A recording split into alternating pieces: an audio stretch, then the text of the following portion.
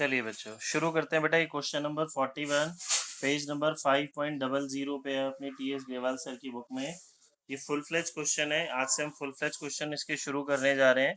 हमारे पास cash flow में दो तरह के फुल फ्लेज क्वेश्चंस होते हैं, विद एडजस्टमेंट्स और विदाउट एडजस्टमेंट। ये विदाउट एडजस्टमेंट है अभी क्वेश्चन। दैट मीन्स ये क्वेश्चन इतना ही है हमें जितना नजर आ रहा है। नीचे क्वेश्चन में अलग से हमारे पास कोई एडजस्टमेंट गिवन नहीं है। ठीक है, इसको समझते हैं फिर करेंगे। देखिए क्या कहता है। From the following balance sheet prepare cash flow statement. हमें बैलेंस शीट गिवन है, करंट ईयर का डाटा है हमारे पास, ये प्रीवियस ईयर का डाटा है। अगर मैंने आपको बोला था बैलेंस शीट अच्छे से एक बार रिवाइज कर लेंगे तो आपका काम बहुत आसान हो जाएगा। ठीक है जी। देखिए ये क्वेश्चन हमारे लिए बहुत ईजी हो गया अगर हमने बैलेंस शीट अच्छे से देख समझ ली है। इक्विटी एंड लायबिलिटी साइड में बच्चों हमने पढ़ा था 4 मेजर हेड होते हैं हमारे पास, उसमें से 3 ही हमारे सिलेबस में है। ये share capital, non current liability, current liability, 3 major head हैं बच्चों। ये उसके अंदर सब हेड हैं। देखिए जी शेयर कैपिटल। अब हम कैश फ्लो के हिसाब से बात करते हैं। मुझे स्टूडेंट्स बताएंगे बेटा कैश फ्लो में कहाँ जाता है। मैंने आपको फॉर्मेट समझा दिया, थोड़ा थोड़ा लर्न भी करवा दिया। तो आप मुझे बताएंगे कोई भी आप में से एनीवन। शेयर कैपिटल 3 एक्टिविटीज थी हमारे पास, shares, debenture, loan. Share capital कहाँ जाएगा बच्चों, कोई भी बताएगा एनीवन। Financing, very good.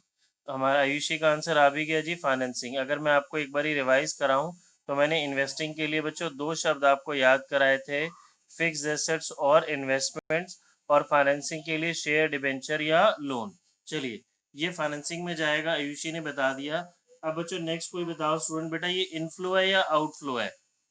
हमें लास्ट ईयर से, प्रीवियस ईयर से करंट ईयर पे आना है। लास्ट ईयर में ये मेरा 2 लाख था, 2 लाख से शेयर कैपिटल 2,50,000 हो गया। तो बच्चों बताओ ये मेरा फाइनेंसिंग का इनफ्लो हुआ आउटफ्लो, फाइनेंसिंग में प्लस होगा या माइनस होगा। जल्दी से कोई भी बेटा एनीवन। इनफ्लो। देखो शेयर कैपिटल हमारी बढ़ रही है। ठीक है जी, शेयर कैपिटल बढ़ने का मतलब है हमने शेयर्स इशू करे, शेयर्स इशू करे तो पैसा आया, तो फाइनेंसिंग में हो जाएगा plus.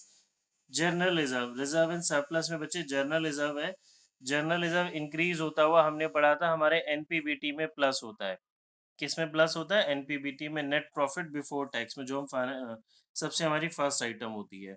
Then long term borrowings, यानी कि लॉन्ग टर्म लाइबिलिटी, इसके अंदर है बच्चों डिबेंचर्स। ये बताओ कहाँ जाएगा जी, debentures, operating, investing, financing. Yes, financing में जाएगा। फिर आप देखिए डिबेंचर्स लास्ट ईयर मेरे पास 1 लाख के थे, अब डिबेंचर डिक्रीज होके 80,000 रह गए। तो इसको बोलते हैं बच्चों रिडेम्पशन ऑफ डिबेंचर। मैंने डिबेंचर्स को रीपे कर दिया, पैसा डिबेंचर्स का वापस कर दिया, तो ये फाइनेंसिंग का आउटफ्लो हो जाएगा। और ये जो 12% लिखा है ना बच्चे, ये रेट ऑफ इंटरेस्ट होता है। अगर नीचे कुछ क्वेश्चन में कुछ इन्फॉर्मेशन है तो ठीक है, अदरवाइज ये हमारी इसे इम्प्लाइड एडजस्टमेंट बोलते हैं, यानी कि इनडायरेक्ट एडजस्टमेंट। तो ये डिबेंचर्स का हमें 12% बच्चों इंटरेस्ट फाइंड आउट करना पड़ेगा। और अगर क्वेश्चन साइलेंट होता है तो इंटरेस्ट ऑलवेज निकालते हैं हम ओपनिंग बैलेंस पे। देखो ओपनिंग बैलेंस कितना है मेरा, 1 लाख रुपए है। तो जो इंटरेस्ट निकलेगा 1 लाख का 12% हमारा इंटरेस्ट आएगा। और ये जो इंटरेस्ट ऑन डिबेंचर्स है, इसका मतलब है हमने डिबेंचर्स के ऊपर इंटरेस्ट पे करा है। बताया था ना मैंने, डिबेंचर्स लाइबिलिटी में है तो इसका मतलब है हमने जनरल पब्लिक से पैसा बोरो किया हुआ है, मुझे इसके ऊपर इंटरेस्ट पे करना है। तो ये इंटरेस्ट मेरा बच्चों 2 जगह जाएगा। ठीक है, कौन सी 2 जगह जाएगा, अगर आपको फॉर्मेट याद हो तो ये एक तो ऑपरेटिंग में प्लस होता है, दूसरा इंटरेस्ट पेड फाइनेंसिंग में माइनस होता है। इंटरेस्ट जो पेड है डिबेंचर्स में, ऑपरेटिंग में प्लस होता है और फाइनेंसिंग में माइनस होता है। ऑपरेटिंग में क्यों प्लस होता है बच्चे, ये हमारा ऑपरेटिंग में हेडिंग में आता है non cash and non operating expenses की हेडिंग के अंदर। और फाइनेंसिंग में माइनस होता है, ये तो मैंने आपको डिटेल में बताया ही था। फाइनेंसिंग में इसलिए माइनस होता है हमारा क्योंकि डिबेंचर फाइनेंसिंग एक्टिविटी है, इशू ऑफ डिबेंचर्स। तो डिबेंचर्स के ऊपर जो आप इंटरेस्ट पे करोगे वो भी हमारी क्या हो गई, फाइनेंसिंग एक्टिविटी हो गई। अब अगला इंपॉर्टेंट क्वेश्चन बच्चों इस इंटरेस्ट से ही रिलेटेड। अब अगर क्वेश्चन साइलेंट है, क्वेश्चन साइलेंट है और आपको थ्योरी में पूछ ले जी interest paid on debentures, question, अच्छा साइलेंट की जरूरत नहीं है यहाँ पे, बट अगर आपको क्वेश्चन थ्योरी में पूछ ले कि इंटरेस्ट पेड ऑन डिबेंचर कौन सी एक्टिविटी है, आप लिख दो जगह रहे हैं इसको, ऑपरेटिंग में भी फाइनेंसिंग में भी, बट अगर आपसे थ्योरी में पूछ ले कि इंटरेस्ट पेड कौन सी एक्टिविटी है, तो बच्चे इसका आंसर क्या होगा? Financing activity. याद रखेंगे इंटरेस्ट पेड कौन सी एक्टिविटी होती है हमारी? फाइनेंसिंग एक्टिविटी होती है, ठीक है जी। फिर ट्रेड पेएबल और अदर करंट लायबिलिटीज, ये दोनों हमारी करंट लायबिलिटीज हैं, ये ऑपरेटिंग में जाएंगी। कौन सी हेडिंग में? ये हमारी ऑपरेटिंग के अंदर एक हेडिंग होती है ना, operating profit before working capital changes, उसकी हेडिंग के अंदर जाएंगी बच्चे ये दोनों। फिर आ गए हम एसेट्स में। फिक्स्ड एसेट्स, ये देखो काम आसान हो गया आपके लिए, क्योंकि यहाँ पे वर्ड लिखा है जी फिक्स्ड एसेट्स। तो फिक्स्ड एसेट्स हमने क्या सीखा था, कहाँ जाती हैं बच्चों? इन्वेस्टिंग। तो ये फिक्स एसेट्स इन्वेस्टिंग एक्टिविटी में जाएंगी, दोनों टेंजिबल एसेट्स भी और गुडविल का भी हम चेक करते हैं जी। देखो टेंजिबल एसेट्स यानी कि हमारी land, building, plant, machinery 3 lakh से 410 हो गई जी, तो ये हमारी बढ़ गई। एक तो ये इन्वेस्टिंग एक्टिविटी है, दूसरा ये हमारी बच्चों बताएंगे जरा, कोई इनफ्लो होगा या आउटफ्लो होगा? Outflow, yes. क्यों आउटफ्लो? क्योंकि हमने जो टेंजिबल एसेट्स है परचेज करे, पैसा गया तो आउटफ्लो, तो इन्वेस्टिंग में ये माइनस होगा। फिर गुडविल पे आते हैं जी। गुडविल देखिए 10 लाख रुपए से 2 लाख रुपए हो रही है, गुडविल डिक्रीज हो रही है। गुडविल डिक्रीज होने का मतलब हो गया बच्चे इनटेंजिबल एसेट्स रिटर्न ऑफ। आप सभी स्टूडेंट्स ना बेटा अपना फॉर्मेट खोल के बैठे, मैं पूरा समझा रहा हूँ आपको, पूरा क्वेश्चन करके भी दिखाऊंगा। जो मैंने फॉर्मेट भेजा था आप वो फॉर्मेट खोल के बैठे और उसको समझें।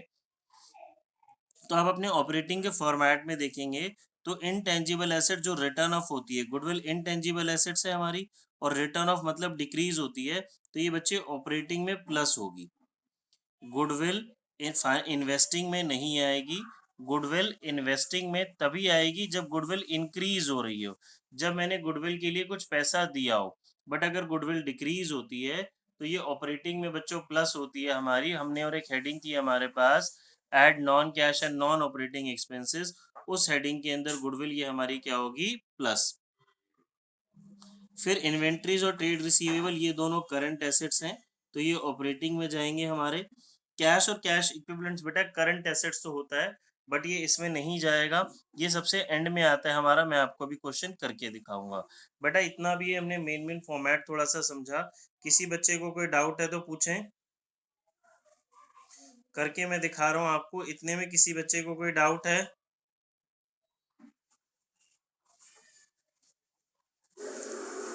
नहीं है? चलिए इसको शुरू करते हैं। देखिए जी, सबसे पहले बच्चों हमें क्या चाहिए होता है? एनपीवीटी। अब एनपीवीटी के लिए मैंने आपको बच्चे बताया था कितनी चीजें होती हैं हमारे पास एनपीवीटी फाइंड आउट करने के लिए।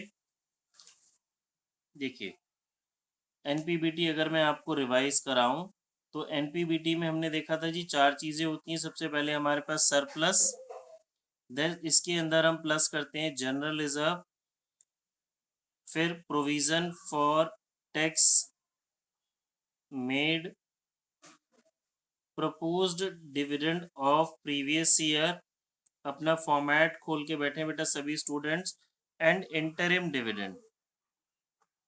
ठीक है, चेक करें क्या मेरे पास इस क्वेश्चन में से कुछ है? इस क्वेश्चन में इन पांचों आइटम्स में से कुछ हमें मिल रहा है, ये सारी चीजें मिल रही हैं? तो आप देखेंगे जी मेरे पास सिर्फ रिजर्व एंड सरप्लस के अंदर एक ही चीज है, जनरल रिजर्व। तो एनपीवीटी मेरा कितना हो जाएगा? सिर्फ 50 से 20 हो रहा है, जनरल रिजर्व इंक्रीज हो रहा है, तो इसके अंदर सरप्लस नहीं है, रिजर्व नहीं है, मेरा प्लस 20,000 ये जनरल रिजर्व है। तो मेरा एनपीवीटी क्या हो जाएगा बच्चे? 20,000। ठीक है, इसे मुझे करके शो दिखाना पड़ेगा। मैं आपको इसको लिख के दिखा देता हूँ जी, हमें पूरा फेयर में हम इसको कैसे करके दिखाएंगे। एनपीवीटी मुझे सेपरेटली करके दिखाना है, मैं उसको यहाँ पे भी निकाल के दिखा सकता हूँ, या हम उसको सेपरेटली। हमने हेडिंग दी जी वर्किंग नोट्स। वर्किंग नोट्स के अंदर हमने लिखा जी हम क्या कैलकुलेट कर रहे हैं? एनपीवीटी। एनपीवीटी में मेरे पास इस क्वेश्चन में है जी जनरल रिजर्व 20,000, तो मेरा एनपीवीटी आ गया जी 20,000। ठीक है बच्चे, इतनी बात सभी को समझ में आ गई? चलिए आगे आते हैं। देखो जी, अब हमने सब फॉर्मेट बना लिए, सभी स्टूडेंट समझेंगे बेटा, ये मैं आपको भेज दूंगा। आप सभी सिर्फ कंसंट्रेट करें, समझें, फॉर्मेट अपने सामने रखें। देखिए जी, मेरे पास हमने हेडिंग दे दी है जी cash flow statement for the year ended 31 March 20 के लिए हम बना रहे हैं पर्टिकुलर्स अमाउंट। सबसे पहली एक्टिविटी होती है जी हमारी cash flow from operating activities. ठीक है, अब हमने सबसे पहले इसमें लिखा जी एनपीबीटी। एनपीबीटी बच्चे हमारा 20,000 आ गया। फिर हमारे पास क्या हेडिंग थी, add non cash and non operating expenses. अब देखो जी क्वेश्चन के अंदर बच्चों इसमें से हमारे पास क्या क्या आएगा, आप अपने फॉर्मेट में देखें। इसमें मैंने आपको समझाया था बेसिकली लॉसेस प्लस करते हैं। ठीक है, ये रहा एक तो हमारे पास हमारा non operating expense interest paid on debenture, मैंने भी आपको समझाया था। अगर क्वेश्चन साइलेंट होता है तो interest on debenture opening balance पे निकलता है। तो डिवेंचर का ओपनिंग बैलेंस कितना है बच्चे मेरे पास यहाँ पे 1 लाख, तो 1 लाख का 12% ये इंटरेस्ट आ जाएगा यहाँ पे जी। Interest on debentures 12,000। देन हमारे पास हमने देखा था जी एक था goodwill, goodwill written off goodwill 10,000 से एक सेकेंड बच्चों ब्लर हो गया। गुडविल हमारी 10,000 से 2,000 हो गई, गुडविल डिक्रीज हो रही है जी, गुडविल राइट ऑफ हो रही है। तो यहाँ पे हम लिखेंगे जी गुडविल रिटर्न ऑफ 8,000, ये 20,000 आ गया बच्चे। फिर हमारे पास अपने फॉर्मेट में आप देखिए जी था लेस, लेस में हमने कुछ इनकम्स लेस करनी थी बट वो हमारे क्वेश्चन में नहीं है, तो कोई बात नहीं है। तो जी ये मेरा 40,000 हो गया। अब फॉर्मेट में देखें इस हेडिंग को हमने क्या बोला था, operating profit before working capital changes. ठीक है, operating profit before working capital changes. फिर हम हेडिंग दे देंगे जी decrease in current assets and increase in current liabilities. ये सारा कुछ मैंने आपको लास्ट क्लास में समझाया था। Less increase in current assets and decrease in current liabilities. देखिए जी क्वेश्चन में देखते हैं, सीरियल वाइज शुरू करते हैं लायबिलिटी से। ट्रेड पेबल बच्चे बढ़ रहा है, ट्रेड पेबल लायबिलिटी, लायबिलिटी बढ़ रही है। तो मैंने आपको उसको सिंपल से तरीके से समझाया था, बताया था। दो तीन तरीके होते हैं बट अभी हम शॉर्ट में हमने याद कर लिया था जी, लॉस हो रहा है तो प्लस, लायबिलिटी बढ़ रही है तो लॉस, लॉस है तो आप उसको प्लस कर दीजिए 1 लाख रुपीज का। ट्रेड पेबल 1 लाख, सॉरी मैंने यहाँ पे आएगा ये, ठीक है। Next item other current liabilities, other current liabilities 5,000 से डिक्रीज हो रही है, डिक्रीज हो रही है तो फायदा, फायदा तो माइनस। Other current liabilities 5,000। Then assets में आते हैं, करंट एसेट्स में इन्वेंट्री जी, इन्वेंट्री बढ़ रहा है। इन्वेंट्री हमारी करंट एसेट 70 से 90 हो रहा है, इंक्रीज हो रहा है। इंक्रीज हो रहा है तो करंट एसेट्स बढ़ता है तो फायदा, फायदा तो माइनस। ट्रेड रिसीवेबल जी, अगेन ट्रेड रिसीवेबल बढ़ रहा है, बढ़ रहा है तो फायदा कितना, 40 और 60, 20,000 जी। ठीक है बच्चों, इतनी बात सभी को समझ में आ गई। अब इसको टोटल करते हैं जी। ये मेरा 1 लाख रुपीज प्लस का आ गया और ये 90,000 45,000 माइनस का आ गया। अब अपना फॉर्मेट चेक करें बच्चे, जो मैंने फॉर्मेट आपको दिया हुआ है उस फॉर्मेट के अकॉर्डिंग जो अब हमारा नाम आता है उसे हम बोलते हैं, उस फॉर्मेट के अकॉर्डिंग जो अब आता है उसे हम बोलते हैं operating profit, cash generated from operations बोलते हैं, और उसमें से हम इनकम टैक्स पेड माइनस करते हैं। बट जैसा कि आप क्वेश्चन में देखेंगे हमारे पास इनकम टैक्स या प्रोविजन फॉर टैक्स नहीं है। जब हमारे पास टैक्स नहीं होता तो यही बच्चे मेरा ऑपरेटिंग का आंसर आ जाएगा। कैसे, अब ये तीन आइटम है मेरे पास, इन तीनों को हम प्लस माइनस कर लेंगे। 1 लाख और 40, 140, 140 में से 45,000 माइनस हो जाएगा, ये मेरे पास आ जाएगा बच्चों 95,000 पॉजिटिव। ये मेरा आंसर बाहर चला जाएगा, 95,000 पॉजिटिव बाहर चला गया। इसको मैं ए मार्क करूंगा और इसको बोलेंगे जी cash flow from operating activities. मैंने आपको समझाया था या तो पॉजिटिव होगा या नेगेटिव होगा, पॉजिटिव होगा तो कैश फ्लो, नेगेटिव होगा तो कैश यूज्ड। ठीक है बच्चे जी, चलिए ये मेरा ए आ गया। अब हम अगली हेडिंग देते हैं जी, अब हमें इन्वेस्टिंग बनाना है। Cash flow from investing activities. Investing activity का क्या मतलब होता है बच्चे जी? हमारे पास इन्वेस्टिंग, जहाँ पैसा हम इन्वेस्ट करते हैं, हम पैसा इन्वेस्ट करते हैं फिक्स एसेट्स इन्वेस्टमेंट्स आ जाते हैं जी फिक्स एसेट्स में। देखिए एक ही मेरे पास फिक्स एसेट्स दी हुई है, टेंजिबल एसेट्स 3 लाख से 410 हो रही है, इंक्रीज हो रही है। टेंजिबल एसेट्स इंक्रीज होने का मतलब मैंने खरीदा तो पैसा गया, पैसा गया तो ये मेरा क्या हो जाएगा जी? आउटफ्लो। पैसा गया तो मेरा खर्च हो रहा है, तो ये क्या हो जाएगा? आउटफ्लो। तो इसको हम बोलेंगे जी purchase of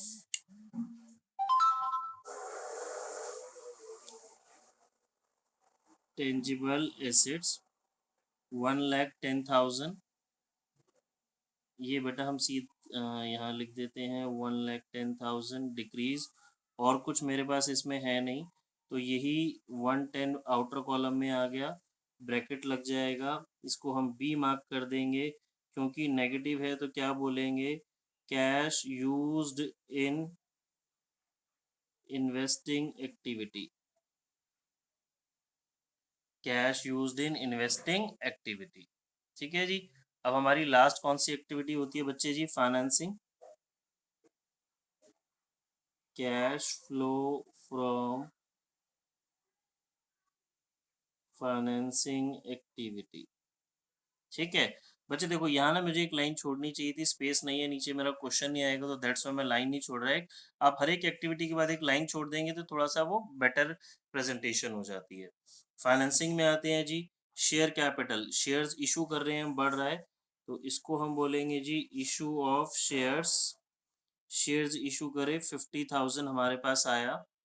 then debentures decrease हो रहे थे, तो ये हो गया बच्चे जी रिडम्पशन ऑफ डिवेंचर्स 20,000 माइनस। फिर इंटरेस्ट पेड ऑन डिवेंचर्स, बच्चे ये नहीं भूलना,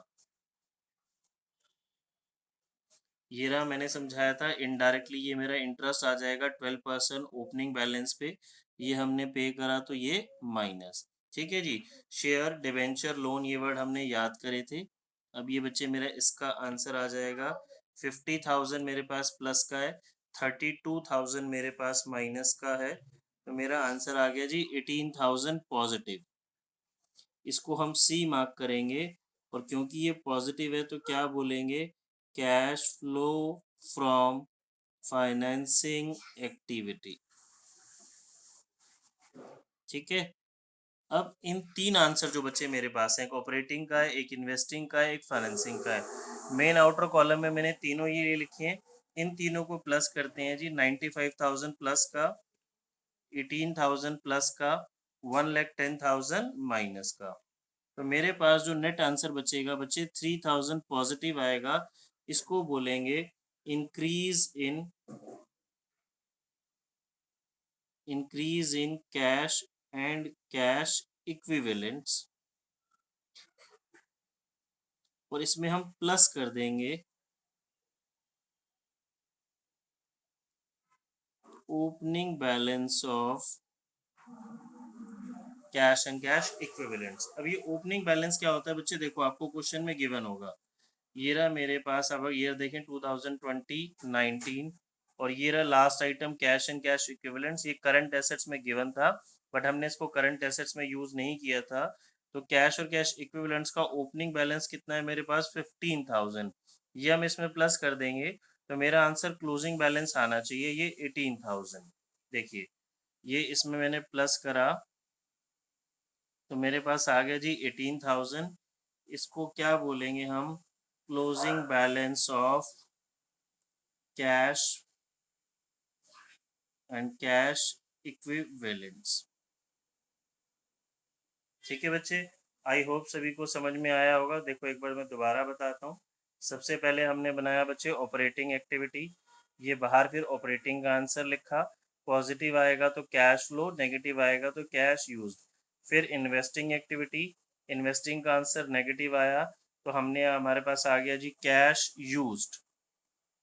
फिर फाइनेंसिंग, फाइनेंसिंग का आंसर पॉजिटिव आया तो cash flow from financing. A plus B plus C, इन तीनों के आंसर को हमने प्लस करा, वहाँ पे मेरे पास लेफ्ट में जगह नहीं है, मैं यहाँ लिख देता हूँ a प्लस बी प्लस सी, तीनों का आंसर प्लस हुआ तो ये मेरे पास 3000 आ गया। इसमें कैश और कैश इक्विवेलेंट्स का ओपनिंग प्लस करा तो कैश और कैश इक्विवेलेंट्स का क्लोजिंग बैलेंस ये मेरे पास आ गया। ठीक है बच्चे, इसको अच्छे से देखें, किसी को कोई डाउट है तो पूछें।